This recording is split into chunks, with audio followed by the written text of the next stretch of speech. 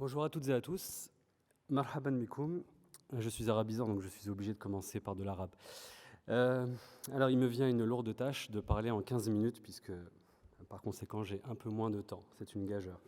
Alors, j'aimerais remercier, bien entendu, les organisateurs et organisatrices, qui visiblement sont plus nombreuses que les hommes, mais qui font un travail harassant, et sans elles et sans eux, nous ne pourrions pas parler aujourd'hui, donc merci à eux. Shukran jazilan. Et j'aimerais remercier aussi mes pauvres étudiants qui me supportent déjà en cours et qui sont en plus venus me supporter ici à l'UNESCO. Donc merci à eux de me faire cet honneur.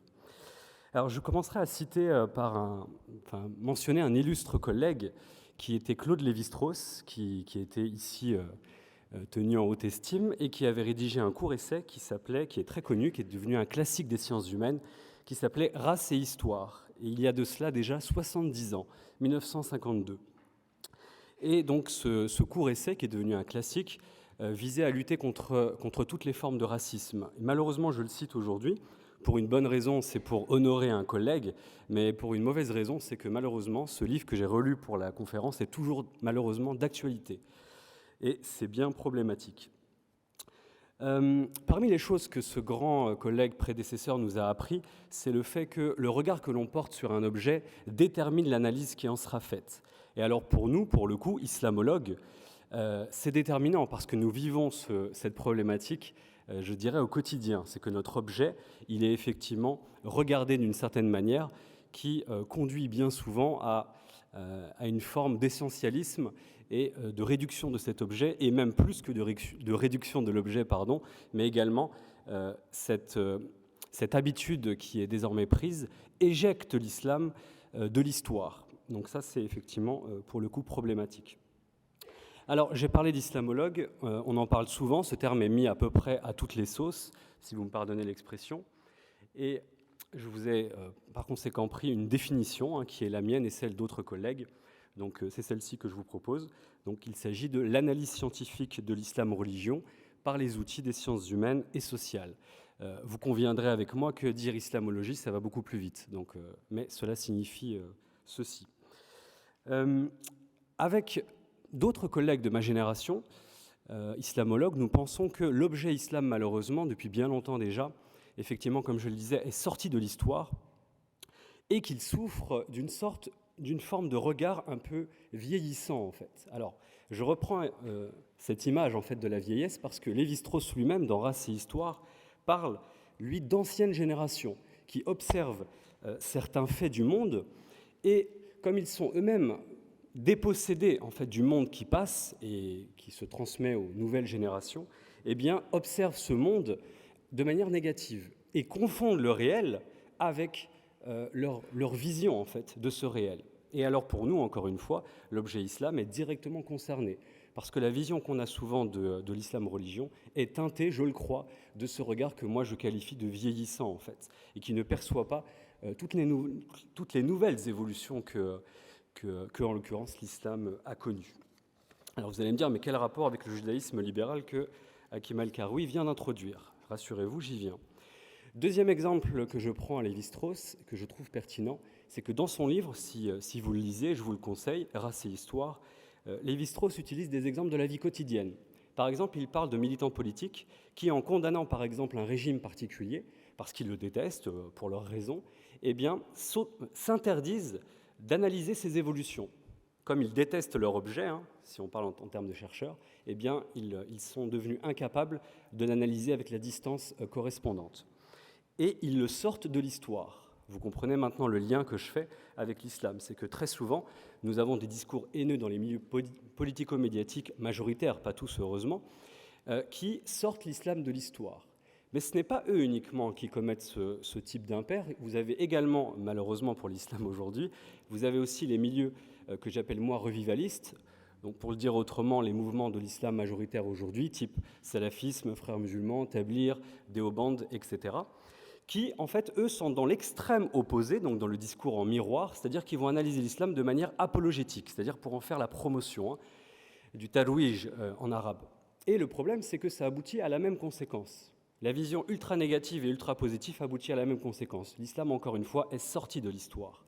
Alors que les sciences humaines, justement, nous apprennent, et ici c'est le lieu pour en parler, des sciences humaines, elles nous apprennent à prendre de la distance, et la juste distance.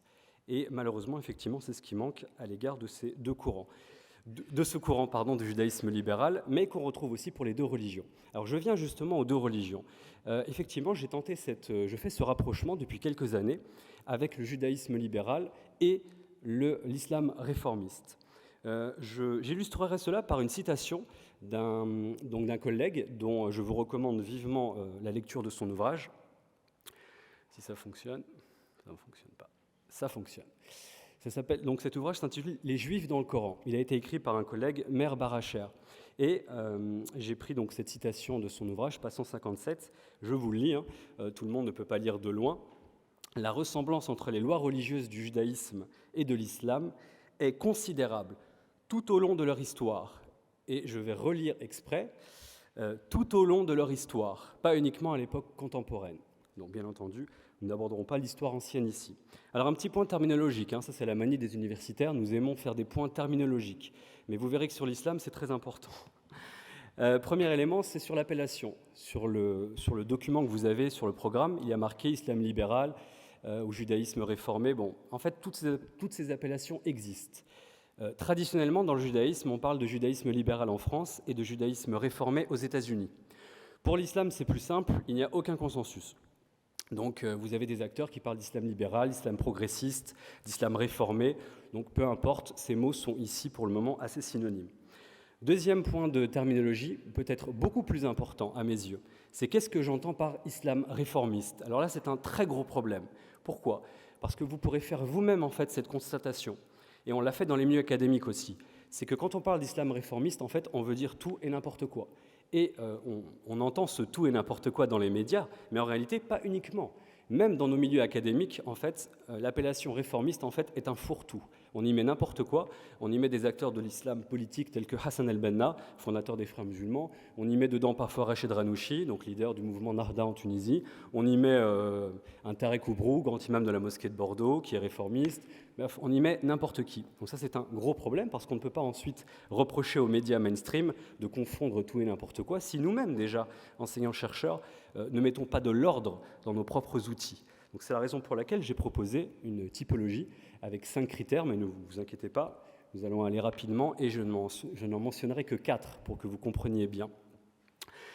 Le premier critère, c'est la rupture paradigmatique. C'est qu'en fait, les acteurs réformistes, hommes et femmes, quels qu'ils soient, considèrent que c'est désormais terminé le temps du retour au salaf ou salih, c'est-à-dire aux anciens, aux premières générations dont nous parle ce fameux hadith. Ça, c'est une première chose. C'est ce qui distingue les réformistes de la majorité des courants de l'islam politique ou des revivalismes, en fait. C'est que, très clairement, aujourd'hui, le retour au salaf ou salih est une chimère désormais. Ça, c'est ce que partagent les auteurs réformistes. Deuxième élément, très important aussi, c'est que les auteurs réformistes, les acteurs réformistes, en fait, considèrent que l'islam est toujours une source d'inspiration possible pour le monde d'aujourd'hui.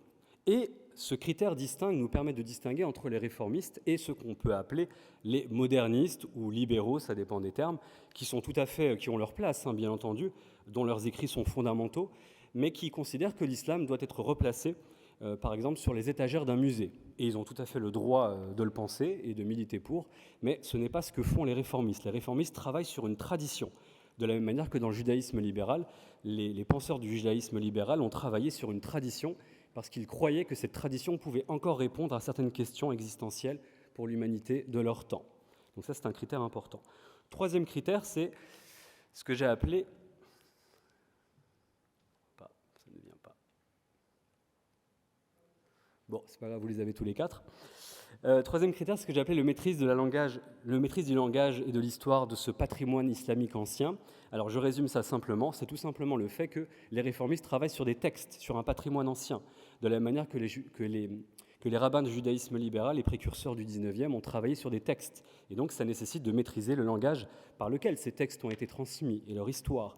On ne peut pas proposer des réformes sur le plan du culte, par exemple, ou sur les questions sociopolitiques, à partir des textes, si on ne réinterprète pas ces textes. Et pour le faire, il faut pouvoir convaincre la majorité des musulmans de ce monde, et pour les convaincre, à mon avis, le recours au texte est fondamental. Parce que sinon, ça ne restera que de très beaux appels à l'égalité homme-femme, par exemple, ou autre, mais sans réelles conséquences dans les milieux de l'islam pratiquant du monde entier. Quatrième et dernier point, c'est l'ouverture à l'altérité. Bon, ça c'est facile, c'est que les réformistes, bien entendu, n'hésitent pas à intégrer, par exemple, les acquis des sciences humaines et sociales pour réinterroger le patrimoine, le turath, le patrimoine islamique ancien. C'est ce que, en fait, ne font que très peu les mouvements de l'islam politique, puisqu'ils intègrent au patrimoine que ce qui ne le bouscule pas, ou très très peu, alors que les réformistes n'hésitent pas à y intégrer toutes les possibilités découvertes par d'autres religions ou d'autres cultures. Une fois que la terminologie est faite, passons maintenant très concrètement, effectivement, au rapprochement avec le judaïsme libéral. Je précise tout de suite que je ne suis pas spécialiste du judaïsme contemporain, de l'islam, c'est déjà très bien à mon avis, il y a déjà beaucoup de travail. Je me suis inspiré d'un ouvrage que je vous recommande aussi, de Maurice Ruben Ayoun, sur l'histoire du judaïsme libéral. Et également de mes riches discussions avec un très bon ami du mouvement orthodoxe, et que je salue ici car il est animé de l'esprit de l'UNESCO de paix qui s'appelle, et je le salue, il nous regarde, Gérard Elkaï. Merci encore à lui. Alors, je reprendrai justement une citation pour commencer, donc de Maurice Ayoun. Voilà, celle-ci, donc je vous la lis. Le mouvement libéral n'était rien d'autre que la première interprétation moderne du judaïsme, une sorte de réponse globale aux multiples défis de la modernité. Alors c'est exactement la même chose pour l'islam. Je vais prendre un exemple très concret. On situe les débuts de l'islam réformiste au début du 19e. Et au 19e, ça a commencé principalement dans l'actuelle Tunisie, qui n'était pas un pays encore, qui était une province de l'Empire ottoman. Et parmi les premières grandes réformes du courant réformiste de cette époque, des savants musulmans, donc des ulama, ont légitimé l'abolition de l'esclavage en 1846, qui était la première dans le monde musulman, et ils l'ont légitimé à partir des textes religieux. C'était la première fois dans le monde musulman que ça se produisait. Ce sont des savants tunisiens qui l'ont fait, et depuis, jusqu'au XXe siècle, tous les États du monde musulman ont suivi. Le dernier, je crois de mémoire, c'est la Mauritanie. Donc ça, c'est un exemple pour vous montrer qu'à l'époque, les réformistes ont répondu aux défis de leur temps. Et à l'époque, c'était l'esclavage. Aujourd'hui, ce sont bien entendu d'autres défis. Dans les deux religions, donc dans le judaïsme libéral et dans l'islam réformiste, les mêmes oppositions aussi, les mêmes types d'oppositions. Ces deux courants-là ont fait l'objet effectivement de condamnations, et toujours aujourd'hui le cas. Beaucoup de juifs orthodoxes aujourd'hui considèrent que les juifs libéraux ne sont pas des juifs. Beaucoup de musulmans orthodoxes aujourd'hui, et je l'ai entendu j'étais témoin oculaire, considèrent que les réformistes, je cite, sont des traîtres à la nation de l'islam. Donc vous voyez effectivement cette accusation continue et malheureusement continuera encore certainement longtemps. Dans l'islam, on cite souvent dans les milieux conservateurs pratiquants un hadith attribué au prophète qui dit « Kullu bid'atin dalala ». Donc toute innovation blâmable est répréhensible. Même chose dans le judaïsme, je reprends l'argument qu'on trouve chez Maurice Ayoun qui nous cite l'exemple du grand rabbin orthodoxe qui s'appelle Hatam Sofer, désolé pour ma prononciation de l'hébreu, qui est mort en 1835 et qui déclarait « Toute nouveauté, toute innovation est interdite par la Torah ». Donc, vous voyez, on retrouve structurellement des choses similaires. De la même manière, les conservateurs des deux religions accusent souvent leurs réformistes ou leurs libéraux d'imiter les non-juifs ou les non-musulmans. C'est des accusations qui reviennent effectivement souvent, pas tout le temps, mais effectivement souvent.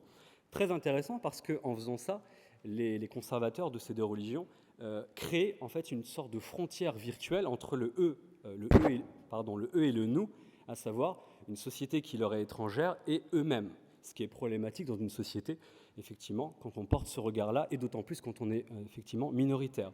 Les musulmans réformistes se confrontent à ça, effectivement aussi. On les accuse d'être, je cite, entre guillemets, ce ne sont pas mes propos, des vendus à l'Occident, par exemple. On entend ça très régulièrement quand on travaille sur les textes et sur les sources.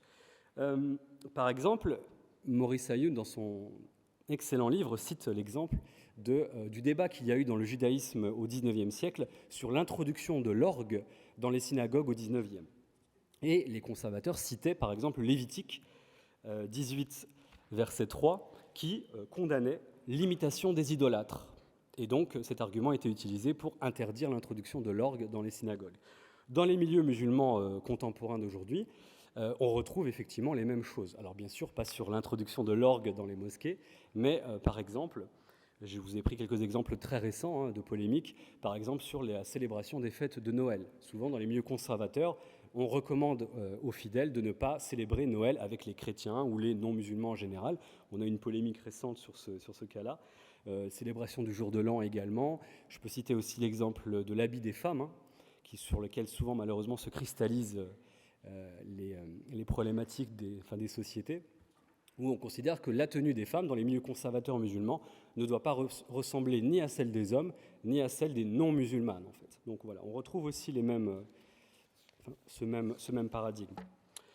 Face à cela, les réformistes des deux religions, bien entendu, répondent, se défendent, qu'en réalité, ils n'imitent personne, ils ne font que répondre simplement aux exigences de leur temps. En arabe, « ruh el-waqt », donc l'esprit du temps. Et qu'en cela, justement, ils retournent l'argument des conservateurs en disant que ce sont eux qui sont les plus fidèles à la tradition de l'islam, parce qu'ils en respectent l'esprit et non pas la lettre. Et la lettre, parfois, on le sait, peut tuer, sans mauvais jeu de mots, bien entendu. J'ai repris cette citation que je vous lis également, donc toujours du même ouvrage, cette fois-ci concernant le judaïsme libéral. Donc Maurice Ayoun nous dit, page 263, « Tous les rabbins réformés et libéraux ont puisé pour se justifier dans l'arsenal talmudique, afin de montrer à leurs adversaires qu'ils ne rejettent pas la tradition, mais tout au contraire l'interprètent bien mieux que ne le fait l'orthodoxie, puisqu'il recourt à l'analyse philologique et historique censée mener à la vérité. » Donc vous voyez, c'est très intéressant ce que font les libéraux. Ils reprennent en fait l'accusation des conservateurs, ils la retournent contre eux en disant « mais c'est nous qui sommes les plus fidèles à l'esprit ». Seulement pour le faire, ils sont obligés, comme je disais précédemment, de puiser dans les textes en fait. Et en puisant dans les textes, eh bien, il faut qu'ils en maîtrisent un minimum le langage et après, effectivement, réinterprètent et proposent de nouvelles interprétations. J'ai une hypothèse personnelle en ayant travaillé depuis longtemps là-dessus, c'est que dans une première phase de tous les courants progressistes, j'ai l'impression que c'est une phase nécessaire. Tous les réformistes ou libéraux, peu importe l'appellation à ce stade, puisent dans les textes contre les conservateurs en utilisant les mêmes outils qu'eux. Mais c'est une phase, parce qu'après on remarque que cette phase n'est plus tout à fait respectée ensuite. Les libéraux, entre guillemets, prennent leur indépendance, on va dire, et puisent à d'autres arguments ensuite. Mais c'est une phase que j'ai remarquée. Je vais vous citer un exemple de cela pour que ce soit plus concret. En France, par exemple, vous avez, parmi les femmes imams, dont nous en avons une ici, vous en avez une autre qui s'appelle Kaina Behloul, que vous connaissez peut-être. Et par exemple, effectivement, elle a écrit, quant à elle, un article où elle défendait l'imamat féminin. Et c'était très intéressant parce qu'elle a intitulé son article, c'était une petite provocation, je cite, « Et si la bid'a, donc l'innovation blâmable, et si la bid'a était d'interdire l'imamat de la femme ?» Et elle a publié cet article dans une revue lue par notamment une population musulmane. C'était dans les cahiers d'islam de mémoire, et en l'occurrence, cet article a été refondu dans un livre dont je vais vous montrer ici la couverture. Donc, Mon islam, ma liberté. Donc, vous voyez, c'est très intéressant. Elle a réutilisé pour ce faire, pour légitimer l'imamat féminin, puisque les conservateurs disent que ce n'est pas possible, que c'est interdit, que c'est une innovation blâmable, que c'est haram, tout ce que vous voulez.